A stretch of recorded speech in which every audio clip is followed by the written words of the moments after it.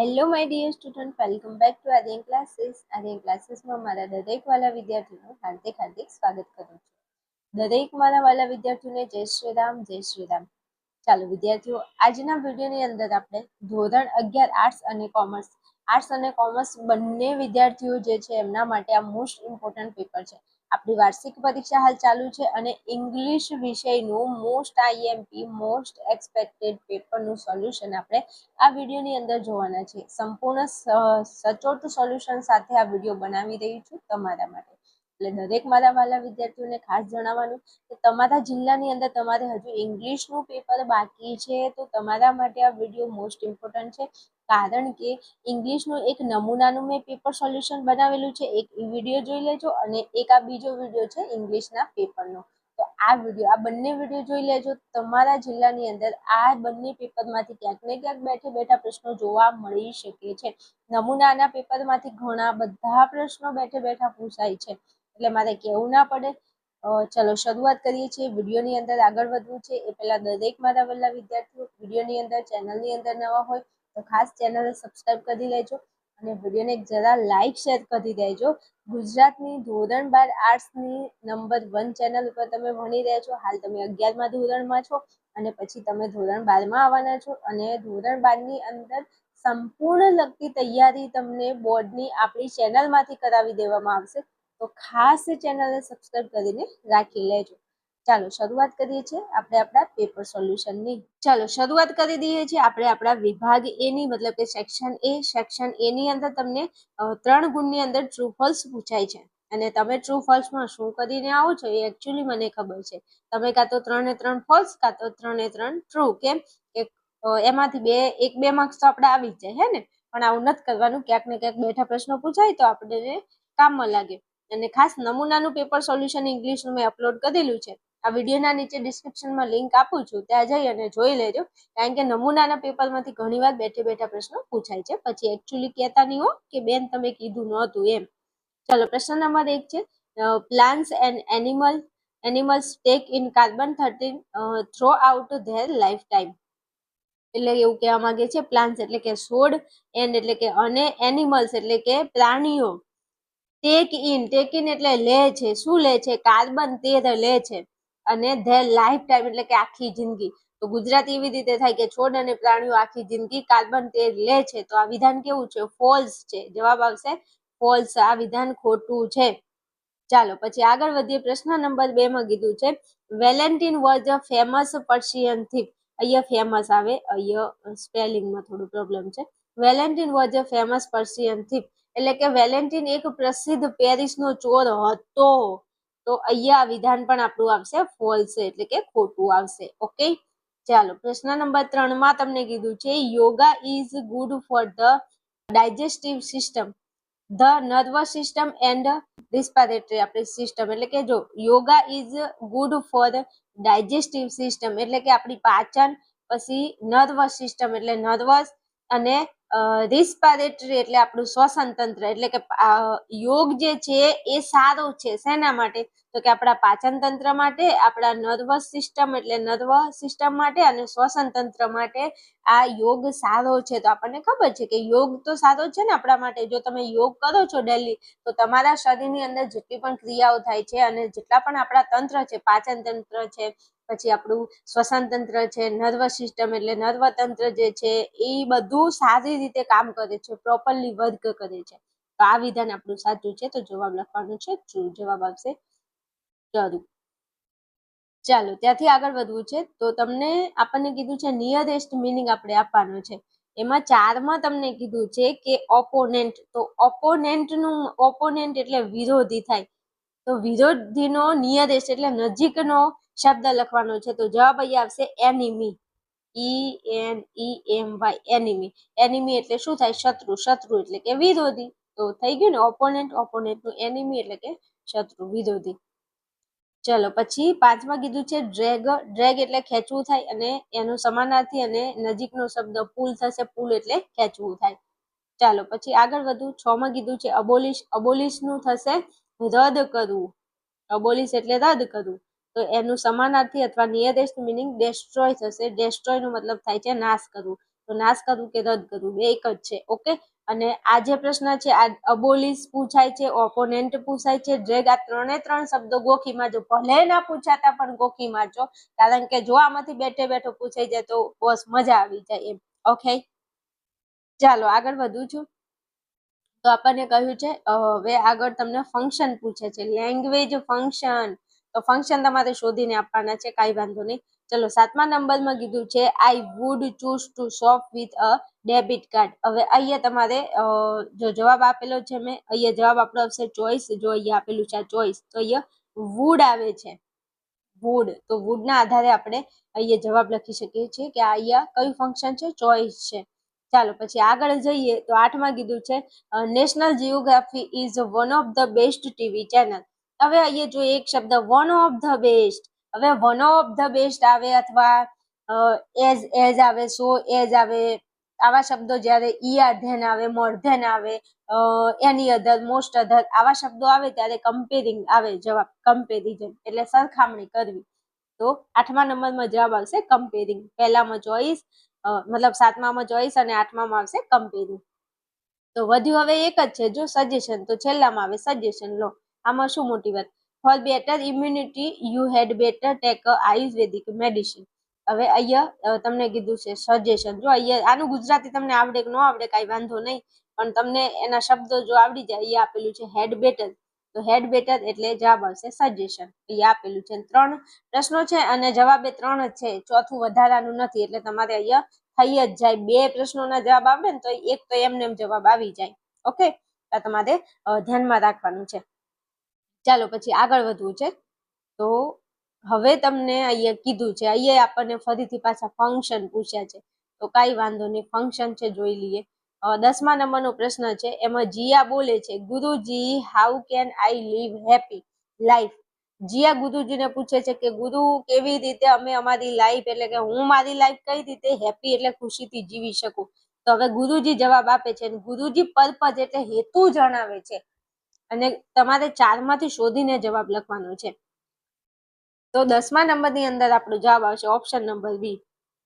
ગુરુજી કહેશે કે give up your ego with a view to living happy life.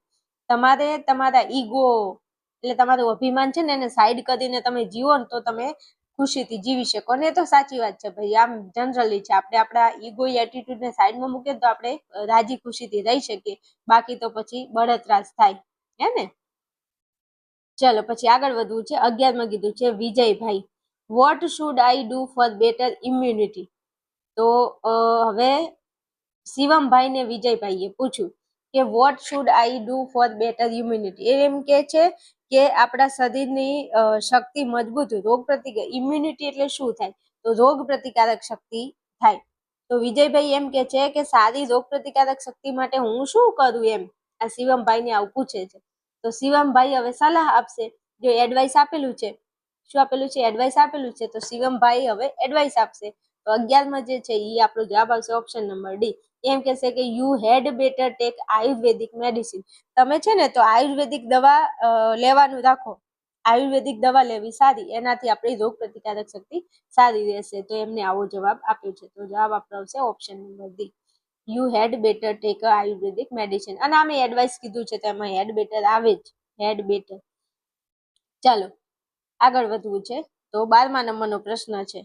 ચલો 12મા નંબરમાં શું કે છે, તો 12માં કીધું છે કે વિશ્રુતિ કે છે કે હેડન્ટ યુ એટેન્ડેડ ધ સેમિનાર. એટલે કે તમે સેમિનાર કેમ એટેન્ડ નહોતો કર્યો, એમ કે હાજરી કેમ નહોતી આપી. વિશ્રુતિ કે છે કે શું તમે સેમિનારમાં હાજરી આપી નહોતી, એવું પૂછે છે. તો પછી જવાબમાં આપણે અહીંયા લખવાનું છે કન્ડિશન ઇન ધ પાસ્ટ આપેલું છે, એટલે કે ભૂતકાળની પાસ્ટ બતાવવાનો છે, પાસ્ટનો ભૂતકાળ શરત બતાવવાની છે, શું પ્રોબ્લેમ હતો, કેમ તમે હાજરી નહોતી આપી. એમ કહેશે જવાબ આવશે option number A, if I had not been late I could have attended the seminar. એમ કે છે કે જો હું મોડો પડ્યો ન હોત તો હું સેમિનારમાં હાજરી આપત. એમ કે છે if I had not be late, હું લેટ ના પડ્યો હોત તો હું સેમિનારમાં હાજરી આપત, એવું કે છે. ચાલો હવે ત્યાંથી આપણે આગળ વધીએ. તો હવે આપણને કીધું છે કે જેના નીચે અંડરલાઈન કરીને આપેલી છે એના આધારે તમારે પ્રશ્ન બનાવવાનો છે. શું કરવાનું છે? એના આધારે તમારે પ્રશ્ન બનાવવાનો છે. તો કાંઈ વાંધો નહીં, ચાલો બનાવી દઈએ. 13મો પ્રશ્ન છે, અરુણિમા સિન્હાસ આઈસ વર ક્લોઝ. હવે જો અહીંયા લાઈન કોના નીચે આપેલી છે મારા વાલા? તો અરુણિમા સિન્હાસ એના નીચે લાઈન આપેલી છે. ઓકે, તો અહીંયા આપણો જવાબ આવશે option number D, whose eyes were closed. હવે જો જ્યારે વ્યક્તિ આપેલો હોય એના નીચે અંડરલાઈન હોય ને પાછળ એપોસ્ટ્રોફી એસ આપેલો હોય તો એપોસ્ટ્રોફી એસ આવે ત્યારે હુઝથી પ્રશ્ન પૂછવાનો મારા વાલા. જો હું એવું નથી કહેતી કે બેઠે બેઠું પૂછાય, પણ અહીંયા મેં તમને જે ટ્રીક આપી તમને ખબર પડી કે જ્યારે એપોસ્ટ્રોફી એસ આપેલો હોય અને પ્રશ્ન પૂછવાનું થાય તો પ્રશ્ન શાંતિ પૂછો, હુઝથી. 4 ઓપ્શનમાં હુઝ આપેલું છે, હુઝ આઈઝ વર ક્લોઝડ, કે અરુણિમા સિન્હાની આંખો બંધ થઈ ગઈ હતી. તો અહીંયા નીચે લાઈન આપેલી છે, તો કોની આંખો બંધ થઈ ગઈ હતી એમ, કે આ કોની આંખો બંધ હતી? તો ઓપ્શન નંબર ડી આપણો સાચો જવાબ આવે છે. ચાલો આગળ વધીએ. 14મા નંબરનો પ્રશ્ન કીધું છે, the law of the machine is that if you make a mistake you would die. હવે અહીંયા મશીન કીધું છે ને શું કે છે 14મા નંબરની અંદર? તો યંત્રનો નિયમ એ છે કે જો તમે ભૂલ કરો તો તમે મરી જશો. એમ કે છે the law of the machine, મશીનનો લો એટલે લો એટલે કાયદો, મશીન એટલે યંત્ર. યંત્રનો કાયદો એવો છે કે જો યુ મેક અ મિસ્ટેક, જો તમે ભૂલ કરો તો યુ વુડ ડાય, તમે મરી જશો.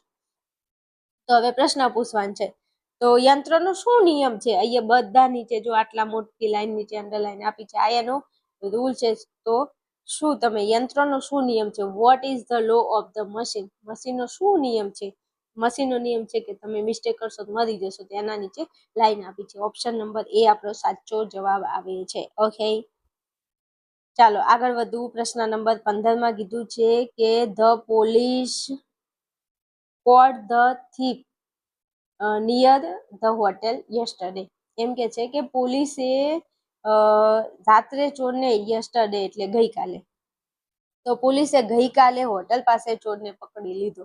અને ધ થીફ નીચે લાઈન આપેલી છે, પોલીસ કોટ ધ થીફ એટલે ધ થીફ નીચે લાઈન આપેલી છે. તો પોલીસે કોને પકડ્યો છે? તો કે ચોરને. તો ચોર નીચે લાઈન આપેલી છે, તો તમારે હુમથી પ્રશ્ન પૂછવો પડે. જ્યારે કર્મની નીચે લાઈન આપેલી હોય ત્યારે હુમથી પ્રશ્ન પૂછાય છે. તો જવાબ આપણો આવશે option number A, whom did the police catch near the hotel yesterday? કે પોલીસે ગઈકાલે હોટેલ પાસે કોને પકડ્યો? એવી રીતે પ્રશ્ન આપણે બનાવવાનો છે. રેડી? વાતમાં ખબર પડી? આ તમને વિભાગ એનું સોલ્યુશન આપ્યું. ચાલો આગળ વધીએ વિભાગ બી ઉપર. અહીંયા આપણો વિભાગ બી આપેલો છે ભાઈ, તમને 10 ગુણમાં પૂછાય છે. 5 ફકરા ને એમાં 5 ફકરામાં 2 પ્રશ્નો પૂછાય છે તમને. તો અહીંયા ફકરો આપેલો છે ને એમાંથી તમને 2 પ્રશ્નો આપેલા છે. What was Arunima Sinha? તો અહીંયા પહેલી જ લાઈનમાં આપેલું છે, Arunima Sinha was a national level volleyball player છે અરુણિમા સિન્હા. અમુક તો એવા ફકરા હશે કે તમને સીધો જવાબ મળી જશે. પછી 17માં કીધું છે what is the full form of AIIMS? તો અહીંયા આપેલું છે, જો થઈ ગયું આ રીતે, at All India Institute of Medical Science, આ એનું પૂરું નામ છે. તો ઘણા આવા ફકરા છે, એકવાર જતા તમે ટેલી કરજો. પછી નીચે ફકરો આપેલો છે, એના ઉપરથી 2 પ્રશ્નો, હું પ્રશ્નો બોલું છું, તમે તમારા ફકરા તમારી જોડે મટીરિયલ હોય એમાં જોઈ લેજો. પ્રણવ મિસ્ત્રી બિલોંગ ટુ? તો ક્યાંથી બિલોંગ કરે છે? તો પાલનપુરથી. પછી what will one do with the digital watch? તો ડિજિટલ વોચ વિશે પ્રશ્ન પૂછ્યો છે, અંદર ફકરાનો જવાબ શોધજો. ચાલો પછીના એક ફકરો આપેલો છે ચીપકો આંદોલન વાળો, એમાં પ્રશ્ન પૂછ્યો છે વોટ ડઝ ચીપકો મીન? ચીપકોનો મતલબ શું થાય? અને 21માં કીધું છે why was Chipko movement started? Chipko આંદોલન કેમ શરૂ થયું હતું? તો તમે આમાં જોઈ અને જવાબ તમારે દેવાનો છે. ચાલો પછીના ફકરા થોડા તમે જોઈ લેજો, પ્રશ્નો આપેલા છે તમને. ચાલો પછી આપણે આગળ વધીએ છીએ. તો તમને અહીંયા કીધું છે બ્લેન્ક, ખાલી જગ્યા આપેલી છે અને તમને જવાબ આપેલા છે, એમાંથી તમારે સાચો શબ્દ શોધી અને જવાબ લખવાનો છે. ચાલો ફકરો પહેલા વાંચી લઉં છું. When Margi was going to her college some, when Margi was going to her college some ખાલી જગ્યા come to her, they gave her ખાલી જગ્યા of their intention. She had full of ખાલી જગ્યા so she tried to be away from the them but she had no option but take them on. હવે આ શું કહેવા માંગે છે ફકરો? તો એમ કે છે કે વેન માર્ગી એટલે કે જ્યારે માર્ગી તેના કોલેજ જઈ રહી હતી ત્યારે, પછી ખાલી જગ્યા આપેલી છે કમ ટુ હર, કેટલાક ચોર આવે છે, લૂંટારાઓ આવે છે અને તેને ધે ગેવ હર તેને કેટલીક ચેતવણી આપે છે. પણ સી હેડ ફૂલ ઓફ ખાલી જગ્યા એટલે આ જે છોકરી છે એ થોડી હિંમત વાળી હતી, એટલે એને પ્રયાસ કર્યો કે એ આ ચોર આ લૂંટારાઓથી થોડી દૂર રહે. તો પણ કોઈ ઓપ્શન એની જોડે નતો. એ કીધું છે કે સી હેડ નો ઓપ્શન, એની જોડે કોઈ ઓપ્શન નતો, બટ ટેકન ધેમ ઓન એટલે એને એ ચોર અને એ લૂંટારાઓનો સામનો કરવો પડ્યો. તો હવે પહેલો જે લીટી છે અહીંયા, when Margi was going to her college, એ એના કોલેજ જઈ રહી હતી ત્યારે સમ પછી ખાલી જગ્યા આપી છે કમ ટુ હર. તો કોણ આવ્યું? તો રોબર્સ. અહીંયા રોબર્સ નો મતલબ થાય લૂંટારા અને ચોર. તો 26મા નંબરની ખાલી જગ્યા છે એમાં જવાબ આપણો આવશે રોબર્સ. રોબર્સ એટલે રોબર્સ એટલે લૂંટારા અથવા તો ચોર, એટલે ચોર અહીંયા ઓપ્શનમાં જવાબ આવશે. ચલો પછી દે ગેવ હર ખાલી જગ્યા ઓફ ધેર ઇન્ટેન્સ. તો અહીંયા શું લખશો તમે? તો એ જે લોકો આવ્યા હતા એમને એને ઘણા સંકેત આપ્યા. અહીંયા સંકેત એટલે જેનો મતલબ થશે ઇન્કલિંગ. શું થશે? ઇન્કલિંગ. ઇન્કલિંગ એટલે એને સંકેત મળ્યો, એમ સંકેત આપ્યો, એટલે 27માં જવાબ આવશે ઇન્કલિંગ. અને લાસ્ટમાં જે ખાલી જગ્યા આપી છે સી હેડ ફૂલ ઓફ ખાલી જગ્યા સો સી. તો અહીંયા જવાબ આવશે પ્રુડન્સ. પ્રુડન્સ એટલે સમજદારી અને સાવચેતી. આ છોકરીએ ઘણી સમજદારી અને સાવચેતી દર્શાવી. તો છેલ્લામાં જવાબ આવશે પ્રુડન્સ. ઓકે, તમારે જવાબ કદાચ બેઠે બેઠો ફકરો પૂછાઈ જાય તો આપણને મજા આવી જાય એમ. ચાલો પછી આગળ વધવું છે. હાલો આગળ વધવું. તો મારા દરેક વાલા વિદ્યાર્થીઓ, તમને હું ઇંગ્લિશનું પેપર સોલ્યુશન હાલ કરાવી દઉં છું, ધોરણ 11નું. તો હવે તમે ધોરણ 12માં આવશો તો ધોરણ 12 ની અંદર પણ ઇંગ્લિશ આવવાનું છે, અને તમને ઇંગ્લિશમાં તકલીફ છે, તમને ઇંગ્લિશમાં કાંઈ ખબર નથી પડતી, તો ધોરણ 12 ની અંદર તો ચાલવાનું જ નથી ભાઈ. તમારે સારું પરિણામ મેળવવા માટે ઇંગ્લિશ વિષયને તમારે સારી રીતે અને વ્યવસ્થિત રીતે સમજવું પડે. ઘણા વિદ્યાર્થીઓ ઇંગ્લિશમાં તો નપાસ થાય છે, 3 ટ્રાય આપે છે તો પણ પાસ નથી થતા. બોર્ડની વાત કરું છું. તો દરેક વિદ્યાર્થીઓ જે હાલ વિડીયો જોઈ રહ્યા છો, તમારે ઇંગ્લિશ વિષયની સારી તૈયારી કરવી છે, અથવા તો ધોરણ 12 આર્ટ્સ કોમર્સને લગતા જેટલા તમારા વિષયો છે એની તમારે સારી રીતે તૈયારી કરવી છે, અને પહેલા ટ્રાય પાસ થઈ જવું છે, અથવા તો પહેલા ટ્રાય તમે તમારા ટ્રાયની અંદર તમારે સારી ટકાવારી, સારા માર્ક લાવવા છે. તમે પહેલેથી હોશિયાર છો, અને એ તમે હોશિયાર છો તો એની અંદર તમારે તમારા રિઝલ્ટની અંદર 90%, 95 માર્ક લાવવા છે દરેક વિષયની અંદર. તો વિદ્યાર્થીઓ, તમારા માટે એક બેસ્ટ સરળ ઉપાય આપું છું. આપણું આર્યન ક્લાસીસ નામનું એપ્લિકેશન છે, અને આપણા એપ્લિકેશનની અંદર ધોરણ 12 આર્ટ્સને લગતો એક કોર્સ, એક બેચ ચાલુ છે. આ બેચની અંદર ટોટલ 8 વિષયો છે. 8 વિષયની એક ભેગી બેચ છે, જે તમે અહીંયા જોઈ શકો છો કે 8 વિષય તમને એક જ કોર્સની અંદર મળી જાય છે, ધોરણ 12 આર્ટ્સને લગતા.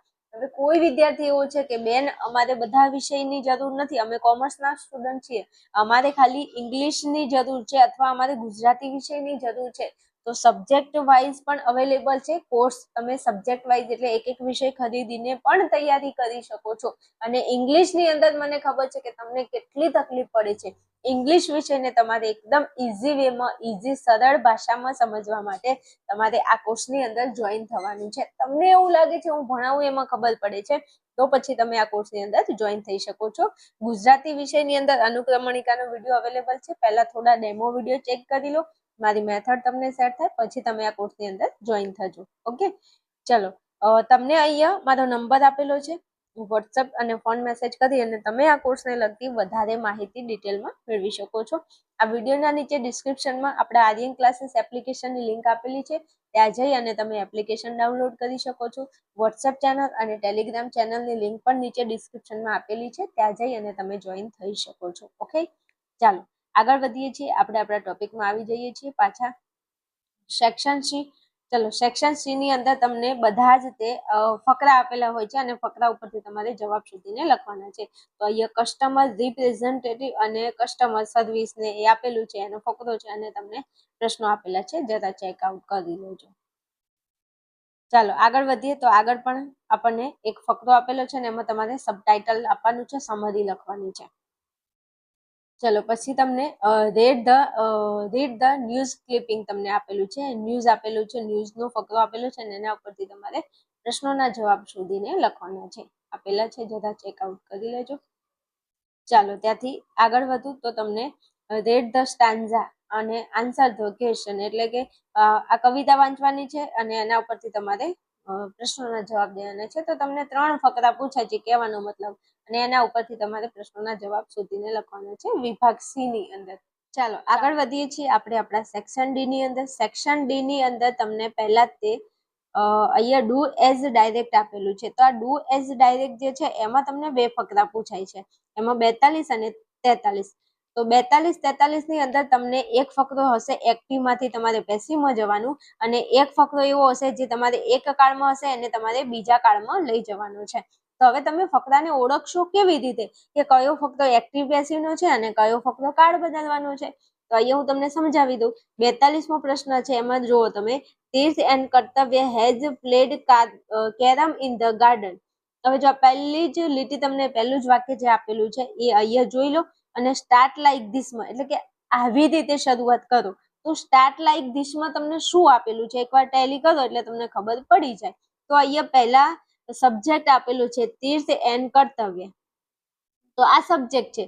અને અહીંયા છે કેરમ, તો કેરમ એ આપણો ઓબ્જેક્ટ છે. તો અહીંયા જો કેરમ ને આગળ લાવ્યું છે, જો છે ને કેરમ હેડ બીન, તો ઓબ્જેક્ટ ને આગળ લાવ્યું છે એનો મતલબ આ ફક્ત એક્ટિવ છે, એને તમારે પેસિવમાં લઈ જવાનું છે. અને તમને આપી જ દીધું છે કે કેરમ હેડ બીન. હવે આવી રીતે તમારે શરૂઆત કરવાની છે. તો વાંધો નહીં, ચલો હું તમને એક્ટિવ પેસિવ જણાવી દઉં. અહીંયા છે આ પહેલું વાક્ય છે, એનું એક્ટિવ પેસિવ કેવી રીતે કરશો. તો આ જે કેરમ છે એ આપણો ઓબ્જેક્ટ છે, તો ઓબ્જેક્ટ ને આગળ લાવી દીધું, તો કે હા લાવી દીધું. હવે અહીંયા હેડ પ્લેડ, તો હેડ અને વિથરી, તો અહીંયા તમને પૂર્ણ ભૂતકાળ આપેલો છે ભાઈ મારા, પૂર્ણ ભૂતકાળ આપેલો છે. કેમ? કારણ કે પૂર્ણ એટલે હેડ આવીને પ્લેડ એટલે વિથરી વાળું રૂપ આવ્યું, એટલે આ પૂર્ણ વર્તમાન પૂર્ણ ભૂતકાળનો આ ફકરો છે. તો વાંધો નહીં, જોઈ લઈએ તમારે હવે એને કેવી રીતે પેસિવમાં શું કરશો. તો કાંઈ વધારે નથી કરવાનું, હું તમને સમજાવી દઉં. કેરમ ને આગળ લાવ્યું, તો કે હાલા હેડ છે, હેડ નું એમને એમ રાખો. અહીંયા પ્લેડ આપેલું છે, જ્યારે પૂર્ણ ભૂતકાળનો ફકરો હોય ત્યારે એક શબ્દ મૂકવાનો તમારે થાય બીન, તો હેડ બીન તો મૂકી દીધું છે. હવે પ્લેડ નું એમને એમ રાખો, અહીંયા મૂકી દો પ્લેડ, PLAYD, પ્લેડ મૂકી દીધું, તો કે હા મૂકી દીધું. પછી ઇન ધ ગાર્ડન, એમને એમ તમે ઇન ધ ગાર્ડન પછી પ્લેડ પછી ઇન ધ ગાર્ડન લખી દો, અને પછી લખો બાય, અને બાય પછી આટલું મૂકી દો તીર્થ એન્ડ કર્તવ્ય, એટલું મૂકી દીધું તો વાત થાય પૂરી. ઓકે, આ તમારે ફકરો, હું અહીંયા આટલું પહેલા તમને સમજાવી દઉં, પછી આનો કટ મૂકી દઉં છું, તમે જોઈ લો. ચાલો પછી આગળ વધીએ. તો બીજું વાક્ય છે, they had expected a guest named Jack. હવે અહીંયા આ બીજું વાક્ય આપેલું છે, તો તમારે ઓબ્જેક્ટ ને આગળ લાવવાનો છે. તો ઓબ્જેક્ટ છે ક્યાં? તો ઓબ્જેક્ટ ને શોધો તમે. તો ઓબ્જેક્ટ આ દેજો આ વાક્યમાં આટલેથી, અ ગેસ્ટ નેમ જેક, આ આખે આખો આપણો ઓબ્જેક્ટ છે, તો એને ઉપાડીને તમે આગળ લાવો. અ ગેસ્ટ નેમ જેક એટલું લખ્યું, એને આગળ લાવ્યું, તો કે હા લાવ્યું. હવે અહીંયા હેડ છે, તો પાછું આ અ ગેસ્ટ નેમ જેક હેડ મૂકી દો, તો કે મૂકી દીધું. હેડ પછી બીન તો આપણે લખવું જ પડે, કારણ કે ભૂતકાળ બતાવવા માટે ને, તો બીન લખી દીધું. બીન પછી અહીંયા છે વિથરી, તો એ રૂપમાં કાંઈ હળી નથી કરવાની મારા વાલા, જો સમજાવું એકદમ ઈઝી છે. આ ઓબ્જેક્ટ છે, ઓબ્જેક્ટ ને ઉપાડીને આગળ લાવો, પછી હેડ ને તો એમનું એમ રાખવાનું. આ એક્સપેક્ટેડ છે, વિથરી વાળું રૂપ, એને એમને એમ રાખવાનું, એને કાંઈ હળી નહીં કરવાની. ખાલી હેડ અને એક્સપેક્ટેડ ની વચ્ચે ખાલી બીન લગાવવાનું છે, બાકી કાંઈ નથી કરવાનું. આટલું કર્યું, બીન લગાવી દીધું. જો અહીંયા ઓબ્જેક્ટ આપણે આગળ લાયા, ઓબ્જેક્ટ છે કોણ? અ ગેસ્ટ નેમ જેક, તો ઓબ્જેક્ટ એટલે અ ગેસ્ટ નેમ જેક મૂક્યું, તો ક્યાં મૂક્યું. પછી અહીંયા હેડ છે, હેડ ને એમનું એમ રાખો. આ એક્સપેક્ટેડ એમનું એમ રહેશે, ઈ એક્સપેક્ટેડ મૂકી દો. પછી આ બંનેની વચ્ચે ખાલી બીન લખવાનું છે, તો બીન લખી દો. અને પછી અહીંયા ધ્યેય છે, તો ધ્યેય એ આપણો સબ્જેક્ટ છે, તો સબ્જેક્ટ ને આપણે પાછળ લઈ જવો પડે, તો કે હા પાછળ લઈ જવું પડે. તો સબ્જેક્ટ ને તમે પાછળ લઈ જાઓ, બાય બાય ધેમ, ધેનું થશે ધેમ. આટલું તમારે કરવાનું છે, કાંઈ અઘરું નથી. બસ તો મોજ કરો તમારે. ચાલો પછી શું કરવાનું છે? અહીંયા he had completed his dinner, તો અહીંયા ઓબ્જેક્ટ ને આગળ લાવો, સબ્જેક્ટ ને પાછળ લઈ જાઓ. તો આ હિઝ જે છે ને ઈ શું છે? ઈ ઓબ્જેક્ટ છે. તો હિઝ ને આગળ લાવો, હિઝ પછી હિઝ ટીન. આ જે છે ઈ આખો ઓબ્જેક્ટ છે. તો ઓબ્જેક્ટ ને આગળ લાવ્યો, પછી અહીંયા હેડ છે, હેડ ને એમના એમ રાખો, એમાં કાંઈ હળી નથી કરવાની. તો હેડ એમના એમ મૂકી દીધું. પછી બીન મૂકો, વચ્ચે ખાલી તમારે બીન મૂકવાનું છે. હેડ પછી બીન અને કમ્પ્લીટેડ એમના એમ, અને અહીંયા હી છે તો હી તમારે લઈ જવાનું છે પાછળ. તો હી ને પાછળ લઈ જાવ તો હીનું થશે હિમ, બાય હિમ. ખુદ લો, કાંઈ અઘરું નથી. ઓકે, આટલું કામ કરવાનું છે. હાલો પછી આગળ વધુ. હવે ફક્ત તમે જે મેં તમને કરીને આપ્યું છે એકવાર જોઈ લો એટલે તમને ખબર પડી જાય. ચાલો 43માં હવે આપણે ફેરફાર કરવાનું છે. તો 43માં અહીંયા જો સિંગ્સ છે, અહીંયા હું તમને ફકરો બતાવું. The failed cricket sings or place his violin. અહીંયા સિંગ છે ને અહીંયા સેંગ આપેલું છે. તો આ છે સાદો વર્તમાન, કારણ કે એસ વાળું રૂપ આવ્યું. અહીંયા સેંગ છે એટલે V2 વાળું રૂપ. તો આ સાદો ભૂતકાળ છે. તો કાંઈ નહીં, સાદા વર્તમાનને આપણે સાદા ભૂતકાળમાં ફેરવવાનું છે. તો વાંધો નહીં, ચાલો ફેરવી દઈએ ક્યાં ના છે. તો અહીંયા તમને સિંગ્સ આપેલું છે, એને તમારે સેંગ કરવાનું છે. પછી અહીંયા આપેલું છે પ્લેઝ, તો પ્લેઝ નું તમારે પ્લેડ કરવાનું છે.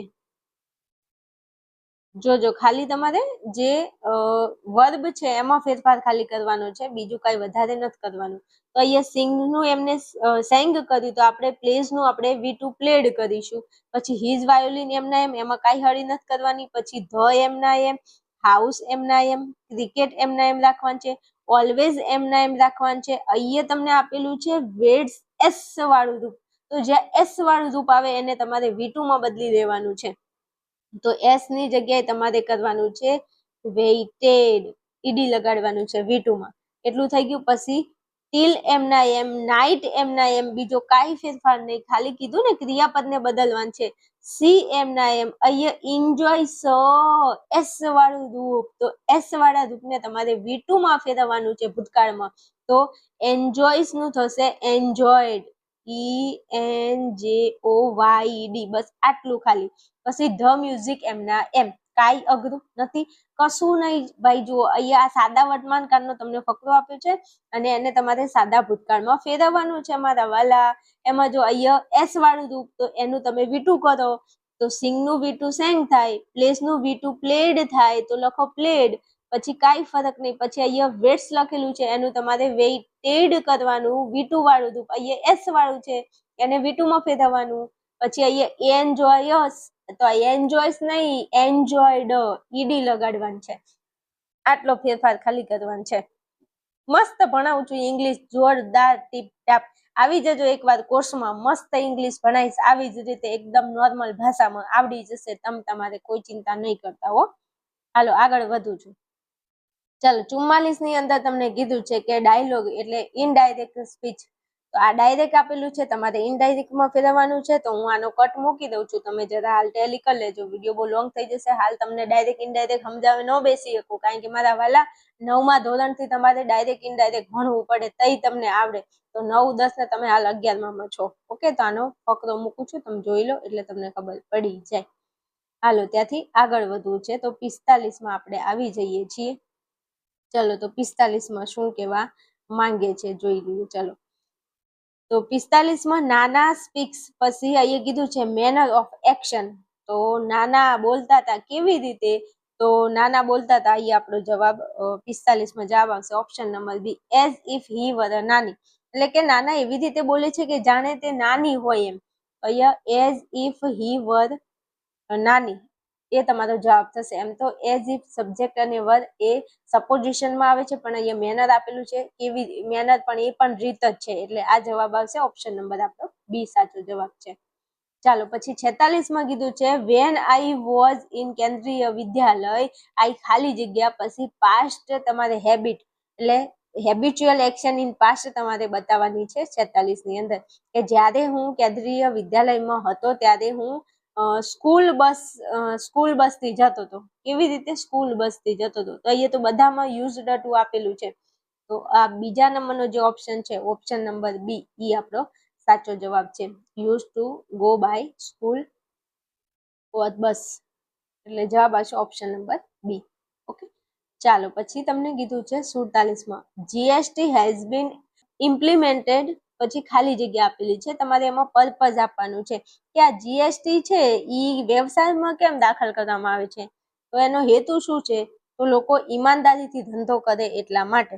તો અહીંયા જ આપણો જવાબ આવશે option number A, in order to encouraging honesty in business. બિઝનેસમાં બધા ઓનેસ્ટ રહે એટલા માટે જીએસટી લાગુ કરવામાં આવે છે. રેડી? હા, ચાલો આગળ વધીએ.